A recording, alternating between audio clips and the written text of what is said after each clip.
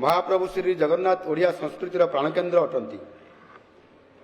जीवन काल में थरे रत्न सिंहासन में विराजमान महाप्रभु श्री जगन्नाथ दर्शन पाइबा प्रत्येक ओडियांकर इच्छा।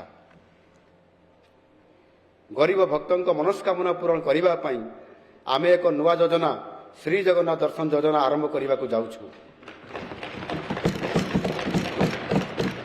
प्रत्येक जिला सदर महकुमार श्री जगन्नाथ दर्शन स्वतंत्र बस रे गरीब भक्त माने मागणारे पुरी आसी श्री जगन्नाथ महाप्रभु दर्शन करने सह महाप्रसाद सेवन करेंगे।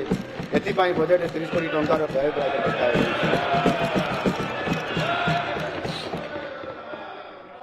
बाचस्पति महोदया ऐतिह्य एवं स्मारकी गुड़िकर समन्वित विकास एवं पर्यटन स्थल में मौलिक सुविधा वृद्धि योजना अधीन प्राय 225 कोटी टंकार केन्दुझर घटगां स्थित मां तारिणी मंदिर परिसर समन्वित विकास करा